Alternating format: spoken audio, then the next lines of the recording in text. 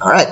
So we're going to start off first with what we call the factor analysis. So for today, what we will be doing would be to go through the motions of how to present your descriptive analysis,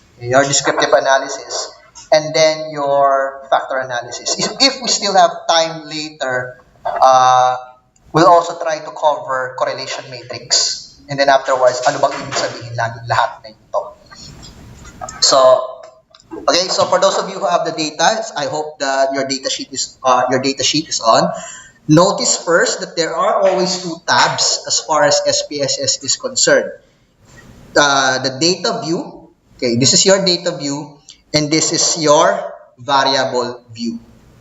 Now, so variable view, well, I did not, no, because I'm already used to this, but some of the things about the variable view that would be useful for us would be on the column of the values.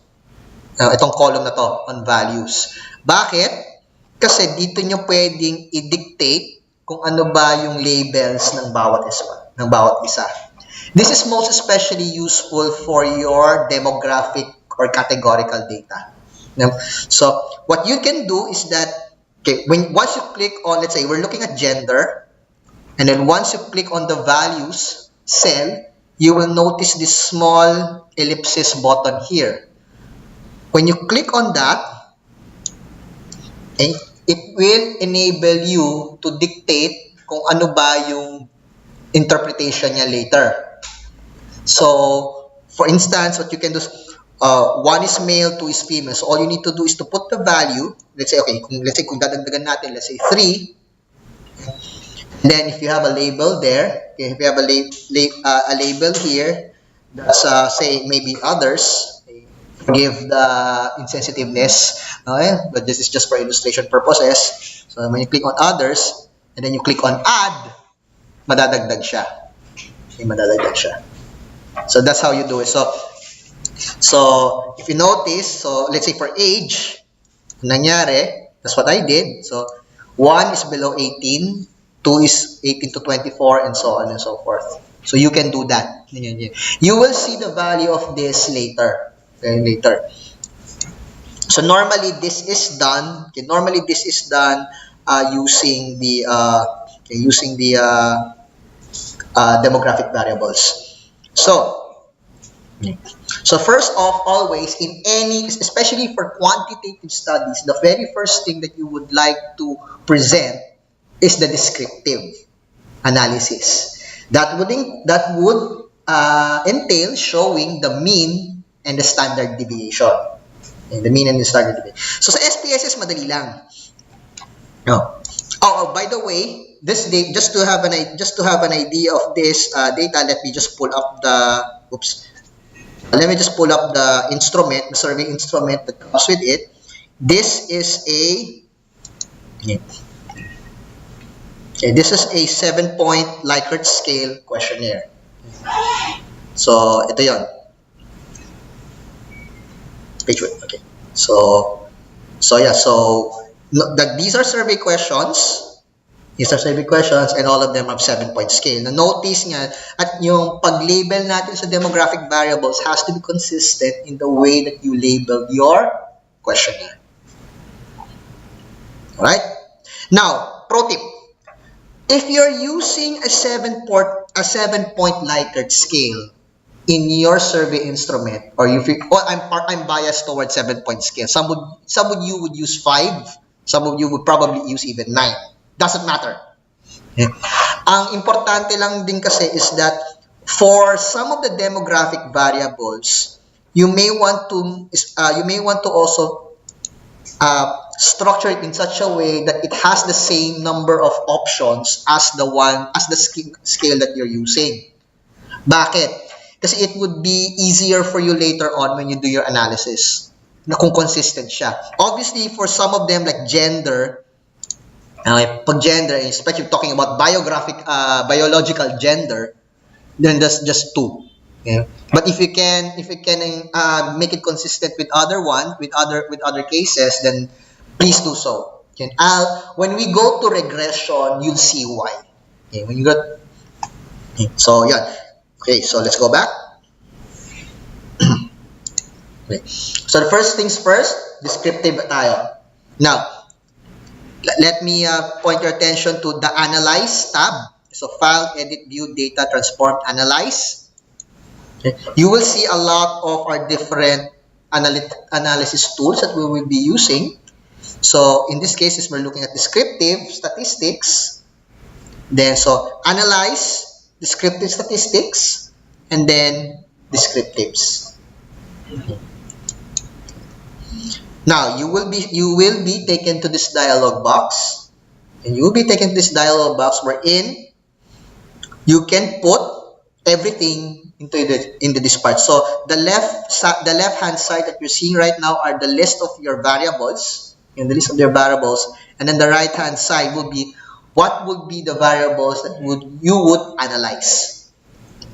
So what you can do, just to scroll down, shift, click, sabay-sabay na siya, and then you click this button here, and then it goes to the other side na. Ulitin natin. Okay? So you can do it the hard way, where you click one, put it on the other, mabuti kayo na samsyam, or you just click the first, hold shift, and then click the last one, and then put everything there. Next part would also be you have this button here called options. This would tell you what kind of descriptive analysis that you would like SPSS to do. So, ang default is mean, standard deviation, minimum, and maximum. Now, if you recall your statistics, the variance is just the square of your standard deviation. So no need, for the most part, we don't really need to care about variance. So, and normally these are all enough: mean, standard deviation, minimum, maximum. The display order, you can monkey around also with the order in which the data will be presented. But for now, let's leave it at variable list. Now, if you want also the distribution, the skewness or the kurtosis, if you know if it's skewed to the left or skewed to the right, data nyo, pwede rin.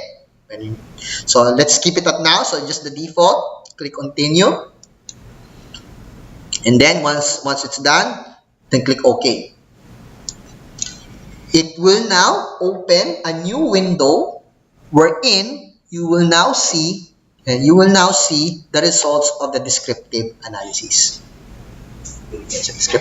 So here, now, aside from just looking at the mean and the standard deviation, the reason why I would also recommend you to look at the minimum and the maximum here is for quality control purposes. Bakit? Kasi, yung questionnaire natin, it's 7-point scale here. You know that it's 7-point scale. What you can do is you can look at the output and see whether you will have a problem. Let's say may lumagpas. Let's say when you encode it, somebody accidentally coded it like 8, 9, and so on and so forth. So this is already a way for you to quality control your data. The only problem is that, okay, if it so happens that you find something that is outside your scope, hindi niya lang sinasabi kung saan. But at least you can now, let's say, look at the variable. Let's say, for example, TRU4, may lumagpas. What you can do, go back to the data, look at TRU4, and TRU4 here, okay, and then, just for the meantime, eyeballin mo siya. Yeah, which in this case, if you have a lot of data, like I have 385 rows of data, okay, medyo mahirap yan. Okay. If we have time later, I will also show you some of the other things that you can do to make your life easier when using SPSS. But for the meantime, let's stick with that. So yeah. So that's one. Second also is the N column. You know that you will have 385 respondents. So what SPSS also does is to take note, ilan ba talaga yung filled na data cells. So if you have, let's say, something below 385, then you know that you have like a couple of data that's missing as well. So it will also account for that. And so the descriptives not only tells you the mean and standard deviation, but it's also a way for you to do quality control. Okay? Okay, so far so good? Alright. Another way, so to look at your data as far as the descriptives is concerned is the frequencies. Okay, the frequencies. So, analyze descriptive statistics, frequencies. Okay. Now, it does not matter if you're in the output window or in the data window. Yung functions pareho lang. Okay. Yung functions pareho lang. So, analyze descriptive statistics, frequencies, same thing. Okay? If you have a lot of time, you can do one by one, or you can just hold shift and everything will go there. Now, statistics. Okay? Now, here's if you notice blanco to. So you can declare, you can tell SPSS what to do. So let's say if I want to look at the standard deviation again, minimum, maximum. If I want, let's say I want to look at mean, median, mode. So there's a lot more things that you can do here. Continue. If you want to generate a chart on that data, you can also do so.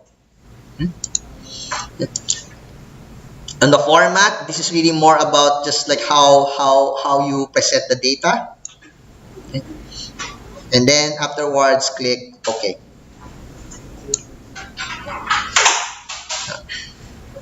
So you will now have not only the statistics here as similar to what I've just shown you a while ago when we did descriptives. At least mas explicit to. But at the same time, you can look at the frequency of the distribution. Yung frequency ng distribution. Now, let me turn your attention to our demographic variables. Di ba kanina I showed you a little bit about the labels? Lo and behold. Then in the label, so instead of 1 and 2 lang ang lumalabas, unlike dun sa survey data, let's say this WIPP5 is a survey data, a question on the survey data. So 1 to 7. Now 1 to 7. Sa gender, you can see na yung labels mo, male, female, so on and so forth, age, ganito lang, some college, etc. So kung yung sinulat mong label, yun ang lalabas sa table. Now, if you want to be OC about it, if you want to be OC about it, what you can do is let's say you take WIPP5 for instance. When you click on the label, isa-isahin mo. Diba? Like 1 would be strongly disagree. 2 is what is 2 again? Totally disagree, sorry. Disagree, okay. So, kung gusto nyo maging OC, okay, you can just change this one. Totally disagree. Okay, change it. Okay. And then, 2 will be disagree.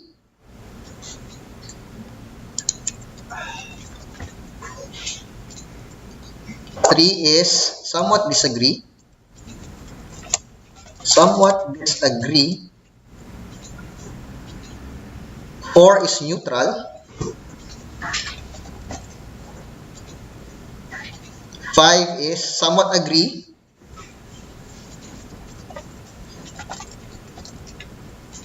6 is agree. 7 is totally agree. Okay. And okay. Alright. Now, if you run the data again, so tingnan natin yung difference. So if I run the data again for that one, so descriptive frequencies, okay, if I run the data again, And notice, in the WIP5, ayan na siya. Nagbago na. Diba? So, totally agree, disagree. Hindi na siya yung kagaya nito, yung 1, 2, 3, 4, 5, 6, 7. Okay, so ayan. Pwede mo po like, going like, if it's like that same, yung mga totally disagree, Yeah. or the same values, can you just shift click it and then it's gonna show for more than. Well, normally kasi hindi ko naman talaga ginagawa to. Like for the frequencies part, you don't really do this as far as survey data is concerned. As far as what you usually report, well, the frequencies, yes, you can report them, but for the most part, the descriptives would be enough. The description would be enough. This is how do I say this? Kasi sa numbers alone, like say when you look at the mean, you already have like a feeling or at least an initial insight on saan ba siya leaning towards, to agree or disagree. Okay. You're not actually really concerned about how many really answered totally disagree or totally agree. So kasi parang at this point you just want to see where is it leaning towards to. Okay? Alright. So yeah, yun lang yung medyo kay SPSS kasi I'm not sure, but kasi with older versions now you can copy paste. Okay. Because before you cannot. Older versions of SPSS you cannot copy paste. So I think can I do multiple? Yes, I can do multiple now. So at least ayun, buti na lang solve na yun kasi with older versions you couldn't. So okay, so at least you copy paste the labels. So if I run, okay, save. So if I run the data again with frequencies,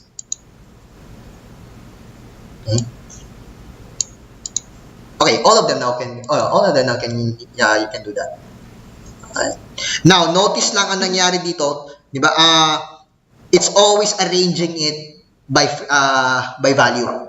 Okay, by value. So if you want to fix that one, and then if you frequencies, you have to go to format.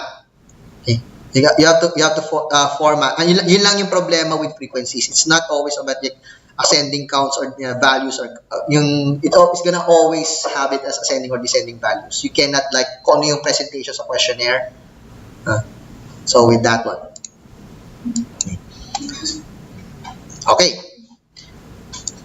So normally, well, at least as far as academic research is concerned, what you are always interested in is the descriptive analysis here. Yeah, descriptive. It would be even with pure research, with applied research, it would be impractical for you to present all of the frequency tables on a per question basis. Especially in this case, you have 57 questions. So it's very impractical. It's very impractical. So normally it's either just this one table, okay, just this one table here, or this would be enough. Okay. Now, anong interpretation ngayon dito? Even with this, you can have some interpretation here. You will notice that again, based on how you worded the question in the survey, you can already have a feeling kung saan nga leaning towards yung respondents mo. So if let's say you see the ones in 4, then that would mean there will be leaning towards more neutral towards that particular question. So for instance, let's look at CFP9 4.7. Ano ba yung question CFP9? So I believe that submitting personal information on the internet is highly advisable. So that means that they're pretty neutral with the question. But for instance, let's have another one. Let's have a higher, let's say CFP3. What is CFP3? I think twice before providing my personal information, this is supposed to be personal information, to the company I am transacting with. Okay. So so it's 6. So it's leaning towards ano ba yung number 6? Agree.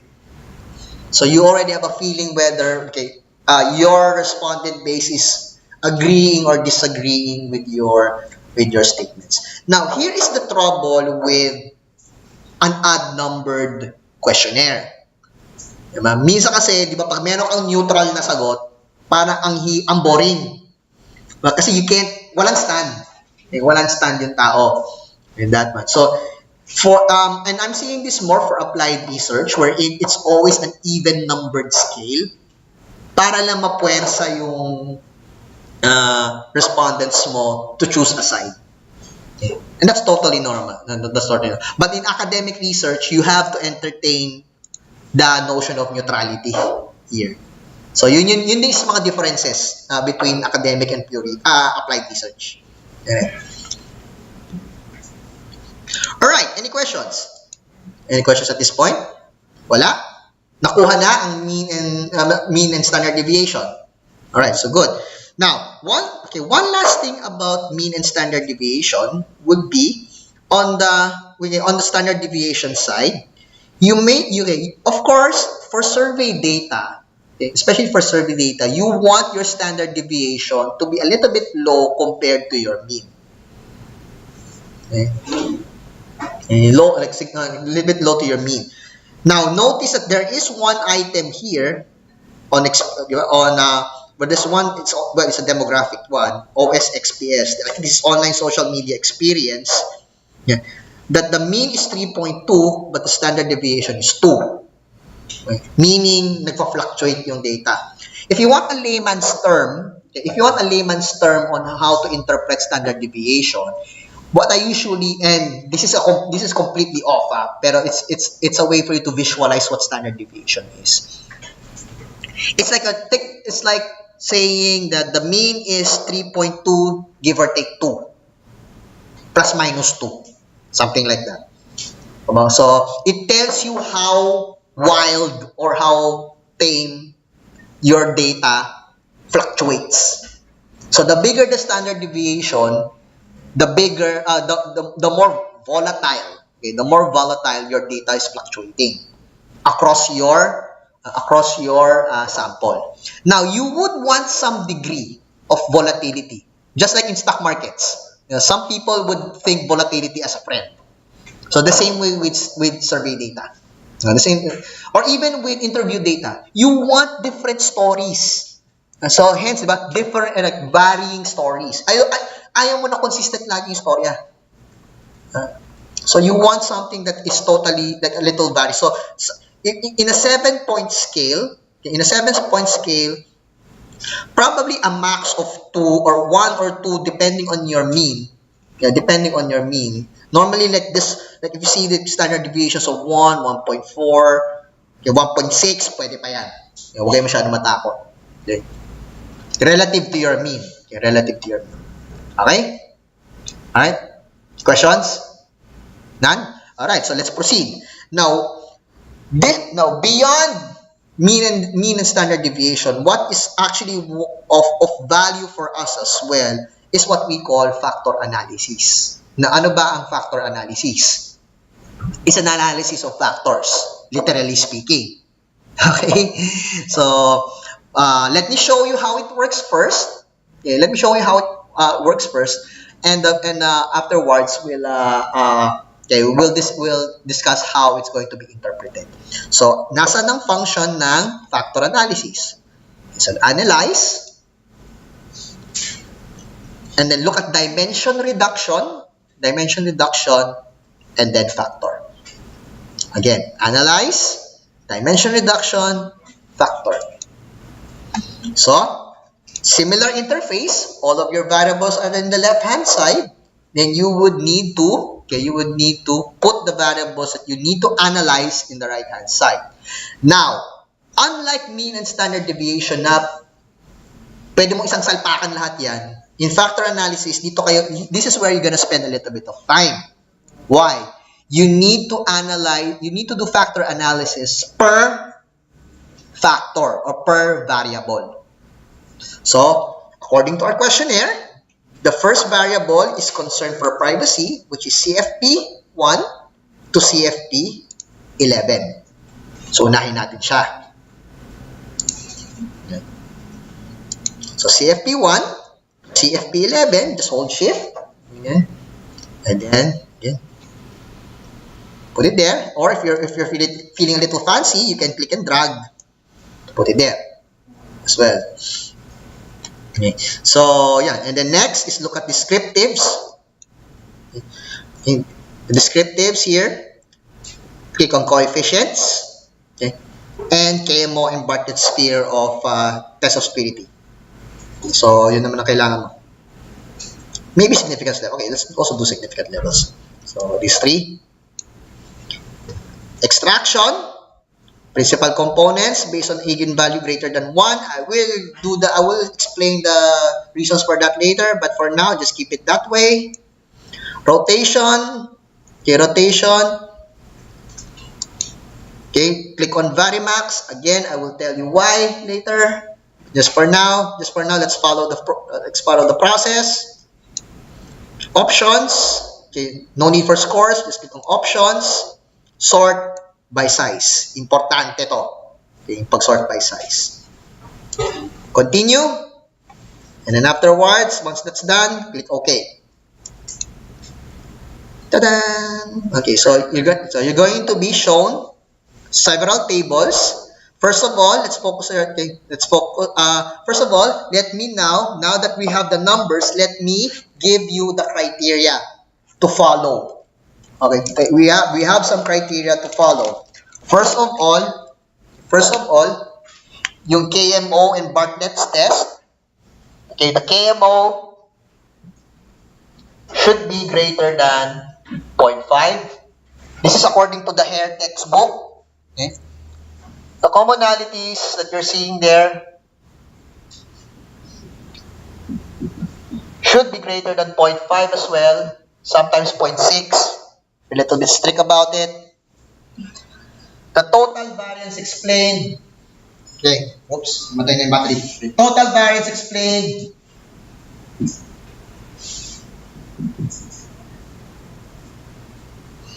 should be greater than 0.6 or 60%. Again, I'll tell you why later. And then the factor loading should be greater than 0.6. So yan yung mga rules of thumb natin. Yan yung mga rules of thumb natin. Now, if you did it the way I did, lumalabas, lumalabas out of the 11 question items that in your questionnaire,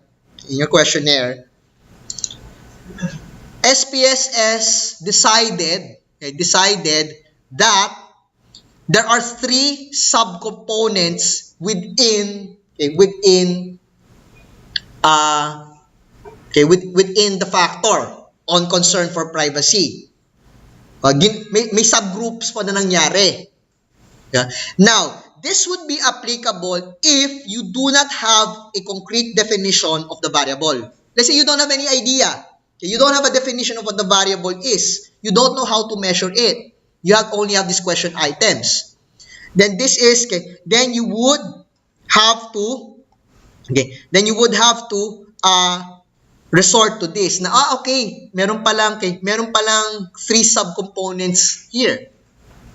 However, if you do have a definition or you do have a basis to say na all 11 items, would all mean the same thing or would just have grouped into one, then we have to change something. Okay, we have to change something in our factor analysis. At saan yon? Okay. So go back to dimension reduction, look at extraction. Okay. Based on eigenvalue or based on number of fixed factors. Babaguhin nyo siya and then you put 1. Okay. When you see the difference, so notice that instead of kanina tatlo. Because based on how your respondents answered the questions, you end up with 3 subgroups of the data. But if you force it to 1, then you will have 1. And you end up with 1. Okay. Now, this is already one reason why you want to do factor analysis. Kasi, even though, let's say, your questionnaire is valid to a certain market, okay, to a certain group of people, but when you ask the same questions to a different market, to a different set of people, to different nationality, different culture, you may not end up with the same set of results. Okay? So that's why you want to do factor analysis, because this is a way for you to either confirm or reject what previous experiences had. Not totally reject, but more like contribute new stuff to it. Okay, new stuff to it. So for instance, for this data, for this data, for the Philippine, this is Philippine data. For Philippine data, you ended up with 3 subcomponents. But there is a possibility that when you say I collect Indonesian data or Malaysian data, I may end up with a different set. Let's say I maybe end up with 4 components or 5 components or even 2 components, subgroups. Okay, 2 subgroups. So kahit sabihin nyo robust na yung questionnaire nyo, nagamit siya before, it's always a good idea to do factor analysis. Simply because of the reality that markets, respondents, communities have some differences which can contribute. Okay? So again, so that's one big reason why we do factor analysis. All right. Now, so assuming there's only one component, so let's do this one. So let's do this one. So let's look at our numbers. The KMO supposed to be greater than 0.5. You have 0.721. All right? Okay lang siya? The commonalities, you look at the extraction column, you will notice that a lot of them are below 0.5. Okay, so meron tayong kailangan gawin. Our total variance explained is only 32%. Okay? What does this mean? Bakit kailangan 60% minimum siya? Total variance explained. Okay, total variance explained. I don't want to write it down because it's gonna be too long. Just look at it this way. Gusto nyo, or you want that the volatility in your data, the variance in your data, is caused by your respondents and not their external environment. Okay? Not the external environment. You want that. That's what the total variance explained means. So in this case, it's only 32%, meaning right now, 68% of the variance, you cannot account for it. You don't know where it comes from. Okay?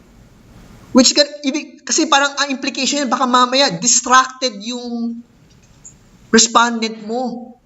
Or worst case scenario, they didn't understand your question and that just simply answered whatever. So you don't want that. So that's why dapat yan, hindi nga 50, 60%. Kasi para at least sure ka that a lot of the volatility or the variance in your data is actually caused by the responses and not anything else. Not anything else. So, mababa siya right now. And then lastly, the component matrix. Now, like I said a while ago, sort by size. Okay, sort by size. Meaning, now you see here, these numbers will tell you ano bang question item ang pinakamatunog. Okay? Dun sa factor na concern for privacy. So, in other words, what question best explains the variable according to your respondents? In this case, so far, it looks like it's CFP7. Ano ba ang CFP7? Okay. I do not like it when I learn that companies are sharing my personal information for others, or with others. Okay. So far, based on your data, this sentiment of companies sharing my personal information with others, me not liking that, best explains concern for privacy. Nakuha? Ayan. Now, that's the second reason why you want to do factor analysis. Because it might be in other communities, in other markets, in other contexts, what question that is can most explain concern for privacy may be another thing. It may be concern about the threat. It may be selling information. Again, I do guarantee you that if you use the same questionnaire in other contexts, these results may be different. Okay? Kasi nga tao di ba? Hindi naman tayo pare-pareho ng sagot, hindi naman tayo pare-pareho ng sentiments. So that's another way.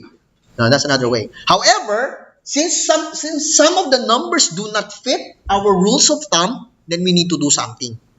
Okay? So what we do is to take out some question items from the analysis.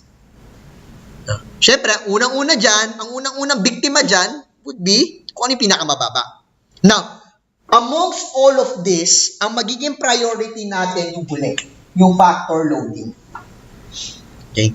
The factor loading would be the one that is would be the priority.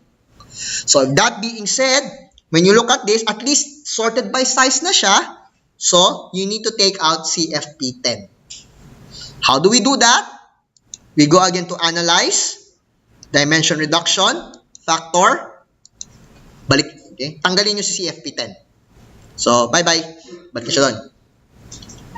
Okay, yung CFP10. Kasi CFP10 yung culprit natin Diba? Based on this, CFP10 has the lowest factor, loading. Only 0.167. So, you take that out. Bye-bye. Ito na lang yung natira. And then run it again. Now, you have to do this one at a time, unfortunately. Bakit? Kasi nagre-recalculate siya. Every single time you add or you add a question item or you remove a question item, nagre-recalculate siya. Everything. So, alright. So, it's a little bit better now. It's at 35%. Still not enough. Okay, so, rinse, repeat. In this case, tanggalin naman natin si CFP 11. Now, the good thing about SPSS though is that as long as you're not exiting the program, or as long as you are not clicking reset, okay? As long as you're not clicking reset, yung mga kinilik natin sa descriptives, sa extraction, sa options, sa rotations are all remaining the same. Okay, so you don't need to go through all of these again every time you do this. Okay? Wag nyo lang i-click si reset. Okay? Yeah. Okay, so 11. So you can take out CFP 11. Okay? Kasi siya na yung pinakamababa. Run it again. Okay? So sa 39%. Okay, CFP 9 naman. Yes. Like, magtatagalan mo na baka umabot ng 16. Yes. So ito. So FP9. So or hangga't meron ka pa dito, di ba na below 60. Kasi yun yung priority natin Diba? So again, CFP9, take that one out. We'll recalculate again. 44. O bakit? Kasi meron isa pa dito, 0.47. Sige, pasaway.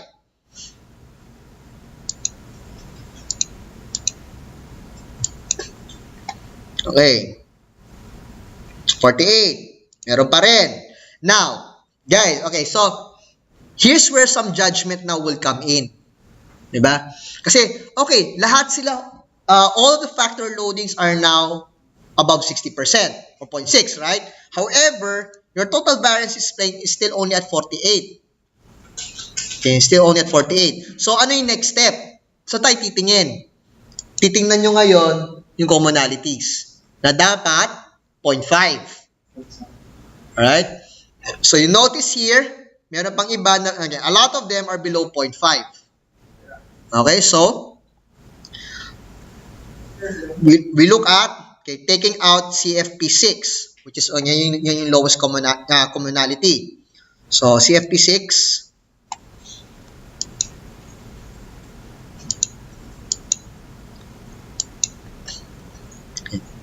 all right, still 50%.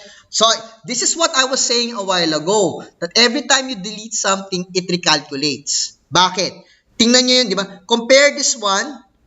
All of them are, in the component matrix, in your factor loadings, all of them are already beyond 0.6 or above 0.6.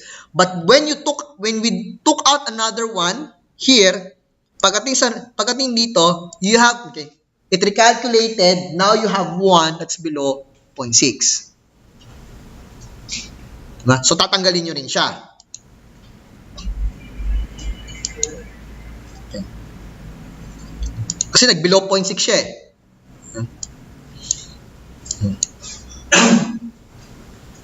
Okay, 55%. Okay, CFP7. Nag-below ulit siya. So, you take out CFP7. There you go. Okay? Once this is done, okay, na-achieve nyo na. Okay, na-achieve nyo na to. Okay, so this one is okay. Okay, this is just like, treat commonalities as like a backup lang. Just in case you don't satisfy the factor loadings and the cumulative total variance explained. Etong dalawa ang magiging priority nyo. Alright? Itong dalawa. Now, sir, ang dami-daming questions, tapos 4 na lang natira. Okay lang yon.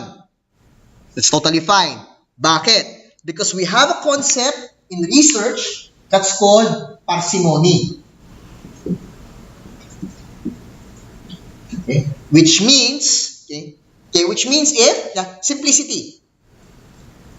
If there is like only probably 4 ways for you to describe concern for privacy, then why would you need 11? Why would you need 11? Which now brings me to my third reason why factor analysis is important. Why?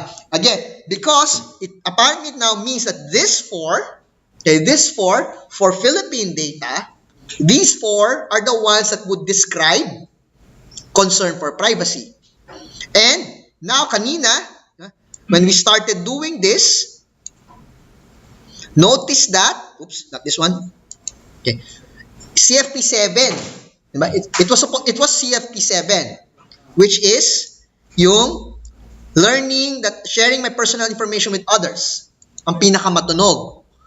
But after doing factor analysis, like when we achieve what we call the parsimony, the simplicity, naging CFP3 na ang pinakamatunog. So what is CFP3? I think twice before providing my personal information to the company I am transacting with. So you can already interpret it in such a way that this 4, it was CFP 1, 2, 3, 4, right? 3, 1, 2, 4. 3, 1, 2, and 4 are the most that can describe concern for privacy for this particular set of respondents. Okay. So dun pa lang pwede ka na mag-interpret. We haven't done regression yet. So even with factor analysis, you can give some discussion, you can give some insight already. And this is how you can interpret it.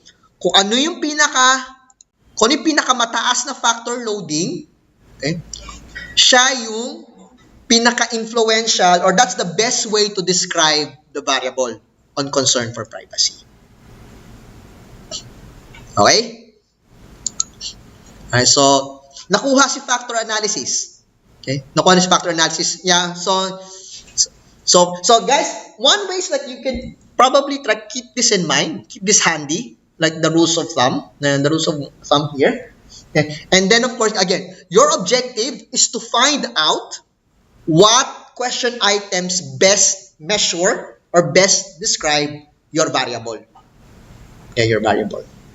But it does not end there. And okay, na-identify natin siya. But the question is, how reliable is this? data. Okay, how reliable is this data? Next part, once matapos ka na dito sa factor analysis of that particular variable, okay, analyze, okay, what we now do next is to scale and do a reliability analysis. Now, the reliability analysis is represented by what we call a Cronbach alpha. Okay. A Cronbach alpha. Familiar sa inyo yung term ng Cronbach alpha? Some of you are nodding their heads. Yes. So, Cronbach alpha traditionally has to be greater than 0.7. Okay? So, let's run it. Now, the way to run reliability analysis is to just input kung ano yung natira after your factor analysis. You don't need to put every single item again. So, in this case, diba? So, 3, 1, 2, and 4. I'm just being consistent, but you can just do 1, 2, 3, 4. Okay? But I'm just being consistent with the way with what my factor analysis results tell me. Okay. Statistics, okay. Item, scale if item is deleted. Okay, I'll have a little bit more explanation here in a bit. Click continue. Make sure that the model is at alpha. There are other ways to do reliability, but Cronbach alpha is the one that we are familiar with. And click OK. Right here. And then you can look at your reliability statistics now. You can see that your Cronbach alpha is 0.8, so that's good. It's way above 0.7. And what's also good about this one is yung sa item, if Cronbach alpha, if item is scale, if item is deleted, is it does also a sensitivity analysis on what will the Cronbach alpha be if you decide to remove the item from the analysis. So, in this case, sinasabi niya sa'yo that this is the best Cronbach alpha that you can get, na 0.8. Bakit? Kasi sinasabi niya dito, if we remove CFP3, then the Cronbach alpha drops to 0.72. If you remove CFP1, then the Cronbach alpha drops to 0.757. Okay? So it tells you a sensitivity analysis part, okay, on that particular function. But all you're interested here would be this little table here that shows you the actual Cronbach alpha. That tells you now, okay, that for this particular factor of CFP with 4 question items remaining, that the variable is valid and reliable. Okay.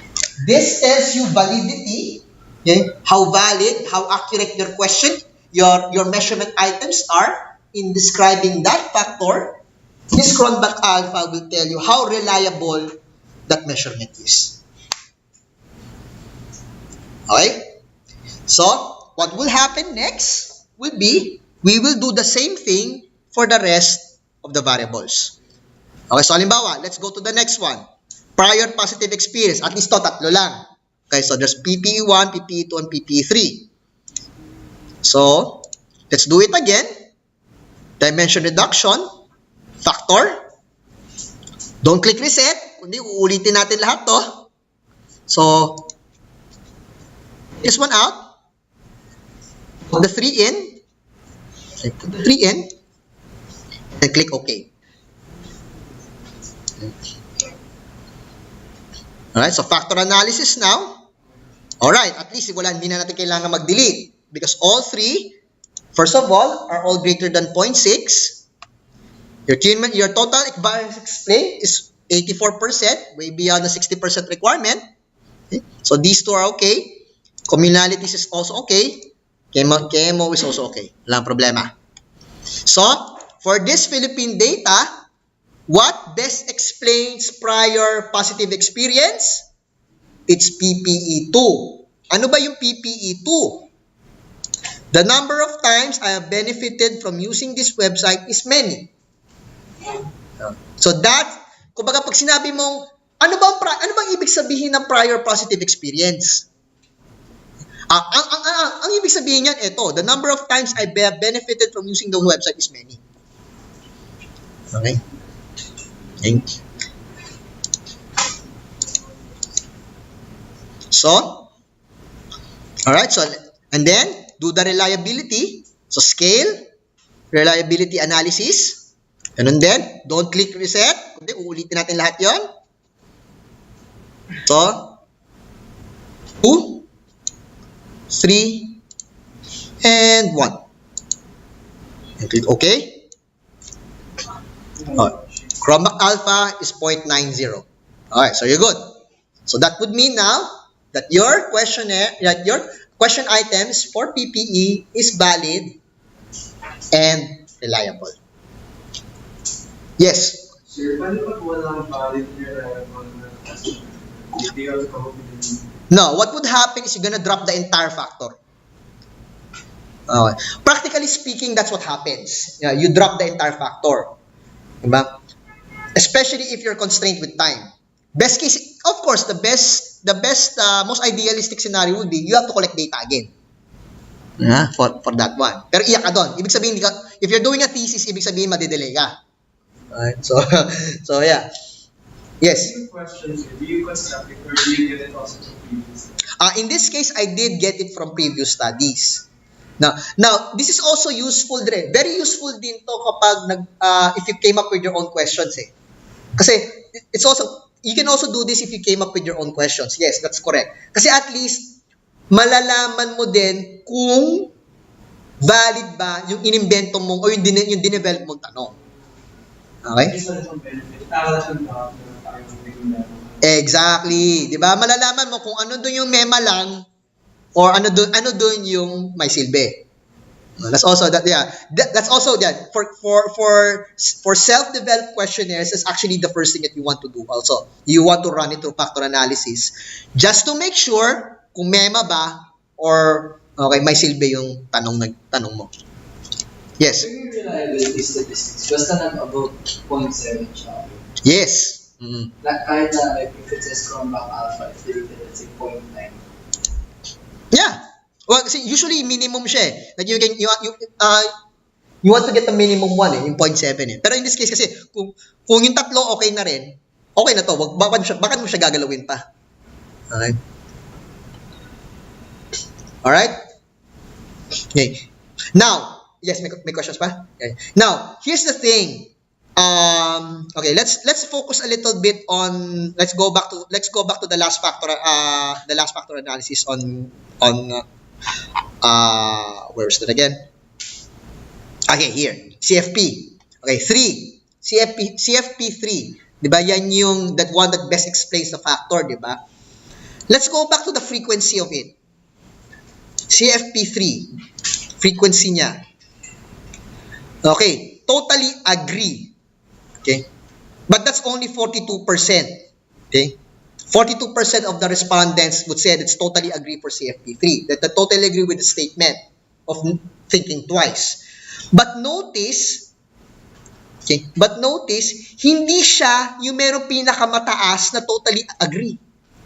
Look at CFP4. There's a bigger number of people that say that they agree more, they totally agree more with CFP4, which is, I am concerned about the threats to my privacy than CFP3.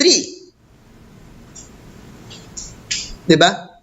This is what also factor analysis tells us.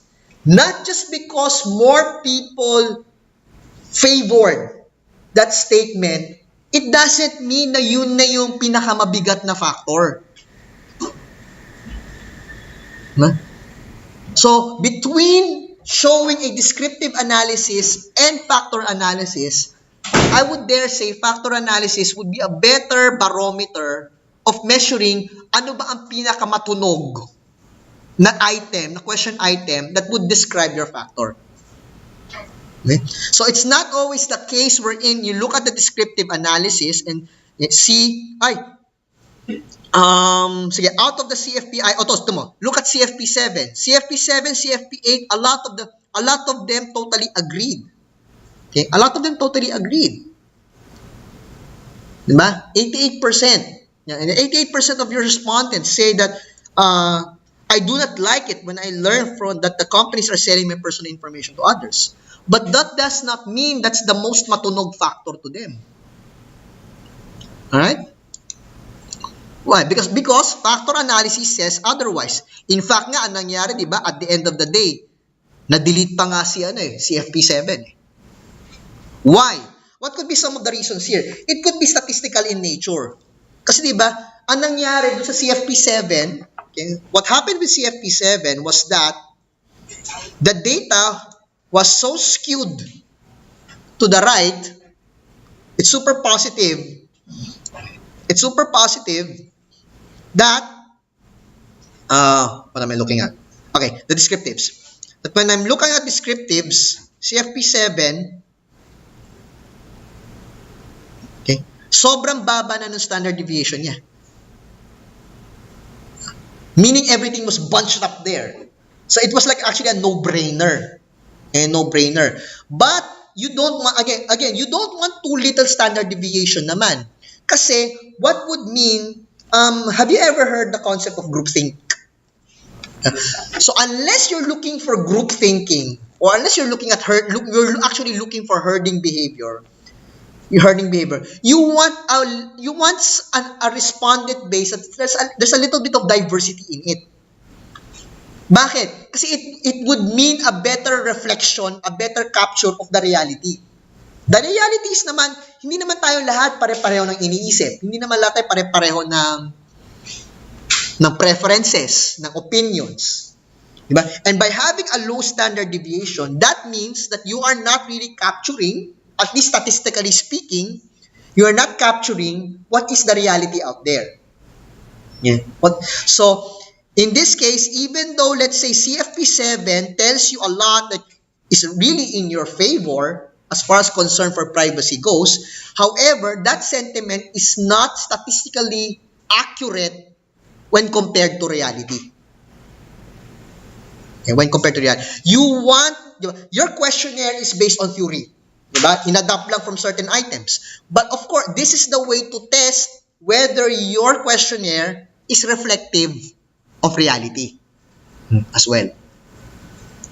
And these numbers are the gateways to say whether your data is realistic or not. Okay? Okay, questions? Questions at this point? Yes. So, you can think about it as for example, marketing strategies. Actually, dapat nga mag-extend pa dun eh. This is why I'm saying, diba? This is one extension already beyond descriptive analysis. Especially, let's say, if you have, like sentiment analysis, like you're getting multiple sentiments about the same thing. It's not just about how many people said the same sentiment, but it's also like how reliable or how accurate those sentiments are. Yes. Yung minimum number of respondents ready to be considered ilang siya na data? That's actually a good question because several scholars have competing statements to it. Merong isa na nagsasabi ang rule of thumb is you're supposed to have 10 respondents for every question that you have.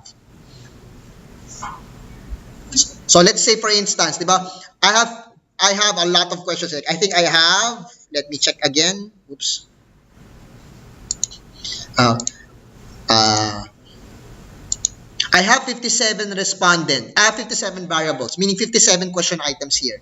So I'm supposed to have 570 respondents. Now, I'm supposed to have 570 respondents. But I only have 385 here. So if I follow that, then definitely, normally I set it around 200, 300, arbitrarily speaking. But if I'm not also mistaken, your textbook here mentions something about 100, at least 100 respondents for you to conduct a reliable factor analysis. Mm. So, yeah, yes. Question. So, if one question is skewed to the left and to the right, Mm. do I remove the question or do I add more responses? Again, ideally, you have to add more respondents. You have to add more respondents. But of course, it's not a guarantee that it would make your data more less skewed to the left or to the right. Diba? Normally, yung skewedness, I really don't care about it as long as this fits the criteria here. Obviously, let's go back to CFP. So, yung sa CFP, 4, no, in this case, obviously the data is skewed to the right here. Okay, skewed to the right here, but this is less skewed to the right compared to 7 and 8. Bakit? Kasi mo, the percentage or even the frequency alone, diba, of the respondents is relatively more distributed here compared to this. Bakit? Kasi sometimes, diba, in a way, you also want to have some skewedness depending on the question Kasi diba, halimbawa dito, concern for privacy. If your bias is towards really like you want to heighten concern for privacy, then you would expect or you would hope that they would answer more on the agree side with this or not. Or not, diba? Rather than not. So yun. Kasi in this case, yes, I was hoping that a lot of them would be more on the agree side in this manner. Kasi nga ang ano ko is privacy concerns Diba? Trust and willingness to disclose private information, personal information. Privacy concerns is a stumbling block towards this. So I wanted to have data here that's a little bit more skewed towards agreeable. Kasi ang lumalabas nun, di ba, parang if it's skewed to the left, then that would mean concern for privacy is not a concern. Diba? It's not a concern. If I'm looking for that, then I'm hoping for that kind of data. To get that kind of data. Okay. Makikita natin later on pa more on the effect of this when we do regression. Okay, when we do regression. Okay. Alright, other questions? Other questions? Wala na? Alright, so let me do one more thing with you guys, and okay, just to complete yung validity and reliability aspect of it. And this is on the correlation matrix. Okay, this is more on the correlation matrix. So, the correlation matrix is another way to show validity and reliability, but it would require you first to complete the entire exercise on factor analysis and reliability testing. Okay, so kailangan matapos muna yon. No, kailangan matapos muna lahat yon. So, okay, so let's do one more for the sake of illustrations. I'm going to look at the third one. So dimension reduction factor, give me a few minutes to do this. So I'm looking at self-efficacy here as the third variable. Okay. Let me just like monkey around with this and hope everything's okay. Not really. I have to delete SEF2. Okay, so magpa-fast forward lang ako ng konti dito. Okay, still need to delete SEF3.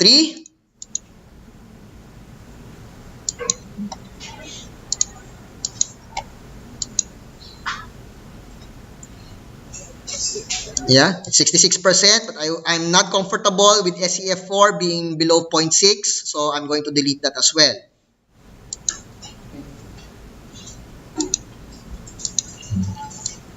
So, okay, so alright, now this is fine. Okay, this is fine by me. Now let's look at its reliability. So 7, 6, 5. Yeah, I know common analysis ulit. I'm just checking first kasi I'm expecting something na rin. Okay, 0.85.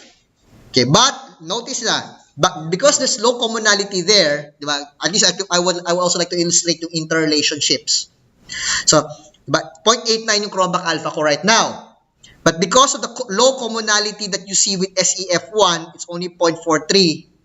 that it's SPSS is telling me that if I delete SEF1 from the from my data, my Chromebook alpha will improve to 0.95. Okay? So judgment call mo na 'yon. If you want to keep it or if you want to keep it or you want to delete it. Okay lang 'yon. So okay, for the sake of consistency, let's delete. Okay, so let's delete. And let's delete that one. SEF1. Okay, so yan na siya. O, cumulative ko is 91% na. Okay, so, and if I want to analyze it again. Oops.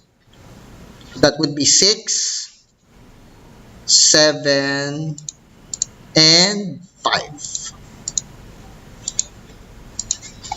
Alright, so yan na yan. Okay. Now, so let's take this 3. Okay, let's take this 3. Concern for privacy, self-efficacy, prior experience, and self-efficacy. And then let's do a correlation matrix. And let's do a correlation. How do you do it? Okay, how do you do it? First off, okay, we need to get what we call a mean score for those 3 factors. So, si concern, di ba, i-correlate natin si CFP, si PPE, at saka si self-efficacy. So, you need to get a mean score here. The mean scores will depend on ano yung natira after factor analysis. Okay? So, what you do first to get a mean score would be, let's go now to transform, okay, compute variable, and then you want to compute the average score for that factor. Okay. So, you want to target variable usually, okay, so mean of CFP. Okay, mean of CFP. So, don't have to waste any more time. Okay, so yeah. So, the numeric expression is mean, open parenthesis, yung 4 ng tira. Okay, so hindi nyo gagamitin lahat to, obviously. Kasi, ano nyo na dinilit nyo na Diba? So, only CFP3, CFP1, CFP2, CFP4, Okay, and then close parenthesis. Okay. What would happen is that your output would say something like this, computed it, and then when you check it would create another column here with all of these numbers. Okay. So let's do the same thing now for the rest. Oops. Okay, so transform, compute variable. And I'm trying to look for the other one. No, not that one. Oh, there you go. Okay, so PPE, whatever suits you. So this one I don't really. So you can just do it chronologically. I'm just being consistent about it, making my life harder. So. Okay. Alright? So, na-compute na rin siya. And then lastly, okay, SEF 6, 5, 6, and 7. Okay, so, transform, compute variable, SEFF, mean of SEFF. Okay. So, that would be 5, 6, and 7. Okay, so sige, gawin na natin. Chronological naman. 5, 6, and 7. Okay, yun lang to. Yun lang yung matrabaho dito. Yeah. Okay, so when you compute that one, okay, make sure that you end up with 3. Okay, you have these 3 columns, right? Oh, sorry. You have these 3 columns now here. Okay, guys, every time you edit, you do something with your data sheet, you would notice that on the file name on the upper left corner of your screen, there's an asterisk here. It prompts you to save. Kasi pag kinilik mo save, mawawala yung asterisk na yun. Okay? Okay? That asterisk over there. Asterisk over there. Okay. So, yeah. So, okay, let's use these three as an example to do a correlation matrix. So, analyze, correlate, and bivariate. Okay? Bivariate. Now, you use the three. Exactly. The one in below, tatlo, ganun din. You can shift click, in the right. Make sure it's clicked on Pearson. Two-tailed, Pearson correlation matrix ang gagawin natin dito. Two-tailed and flag significant correlations. Options, again, if you want to get mean, okay, fine, mean and standard deviation. For the factor naman, hindi na siya item, yung variable na, tinitingnan natin. So, you look at this. Continue. And then, click OK. It will now generate your correlation matrix here. Sa baba. Okay.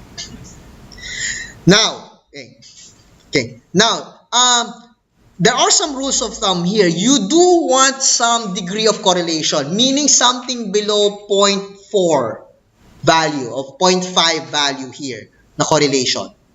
Na correlation. And you do also want some degree of significance when it comes to that correlation.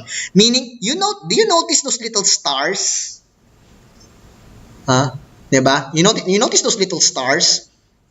And then, let me see if I can zoom this one in. I haven't really tried zooming this. I don't think I can zoom it. Can I? No, I can't. Okay. Anyways, so you notice here that you want to have some of those significance here, but also you don't want too much correlation as well. So you don't want also too much correlation here as well. So these numbers here, pretty much okay. It tells you, ano bang sinasabi ng correlation matrix? Okay. It tells you that based on the items that are remaining, this item should be exclusively only to this factor. Ayaw mo na may question item, you don't want to have a question item that also has a correlation with other factors. Bakit? Ibig sabihin, nagti-3 timing yung question item na yon. Hindi siya very accurate na ito lang yung variable na minemeasure niya. You want to ensure that the question item that you ask under that factor or that variable is only exclusive to that variable. Okay. So this is what your correlation matrix shows you. Yes, the questions are more, there are some relationship, there are some overlapping between amongst these three of CFP, PPE, and SEFF, pero not too much, konti lang. And you want that. Okay, you want that. You don't want them overlapping too much. Ibig sabihin nun, baka masyadong similar yung dalawang variables together. So there's parang walang sense na i-separate nyo pa sila. Might as well pagsamahan nyo na lang. Yes? Normally, if it's like 0.6, 0.7 and above, yeah, too much correlation. Let's say if the values that you're showing here in this correlation matrix that you're seeing, meron mga 0.7, 0.8, 0.9, mga ganon, matakot ka na doon. Ha? Pag malapit na sa 1, yes. Normally, di ba, in-expect mo yung MCFP and to MCFP, yun yung 1. Di ba? Yes. Yes, absolute value siya. It just tells that the signs would tell you if it's positively correlated or negatively correlated. Yeah. Thank you. That's actually a good question. Guys, yung signs, you may see negative correlations later on, but it only tells you if it's positively correlated or negatively correlated. So, merong positively completely correlated, may positive negatively completely, negatively completely correlated.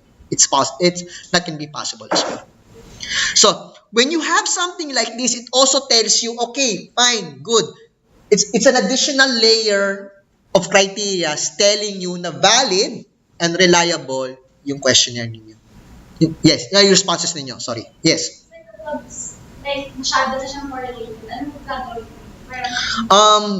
What we usually do in practice is that we delete either one of the two. We drop the factor, either the variable, one of the two variables altogether. So Yes. when we drop the variable, ibig sabihin ba ba, lahat ng questions under that, gagawin ulit natin yung factor analysis? Hindi na. Totally scrap na siya. Kasi it tells you that the question items under it are similar to the one that was highly correlated with it. Parang nagtanong ka, parang naging redundant yung questions mo. Yes. Kapag highly correlated, as in buong factor yung tanggalin mo. Well, some would try to salvage the factor to keep it there by deleting more items in the, like going back to factor analysis and deleting more question items to it. Para na masalba nila yung factor. Pero yung mga ibang mas brutal, they drop the entire factor altogether. Especially pag nasa 0.9 na, 0.7 pwede mo pang gawa ng paraan eh. Pero pag mga nasa 0.85 to 0.9 na, ayun, medyo matakot ka na. Medyo umiyak ka na doon. Alright? Okay. Now, okay, so, and guys, this is only the first step. Kasi after you've done this, the next step now would be to do regression. Or to do t-test, or to do ANOVA, depending on your next goal. So, factor analysis is what we call the cleaning of your data. To ensure that your data is good enough to be analyzed further. Okay? Alright, questions at this point? May tanong? Okay. So, wala? Alright, so I hope I answered these two questions. So why do we go through factor analysis? We want to clean the data. We want to ensure that our data is good enough to be analyzed further. And second, we recognize the diversity of our respondents. We recognize that the questionnaire, even though it may have been used before, the results may be different. And the result may be different, and it gives us already initial insights on what particular item, what specific issue is of importance to your respondents. Ba? And how to interpret it based on those questions. Yeah, based on those questions. Okay? All right.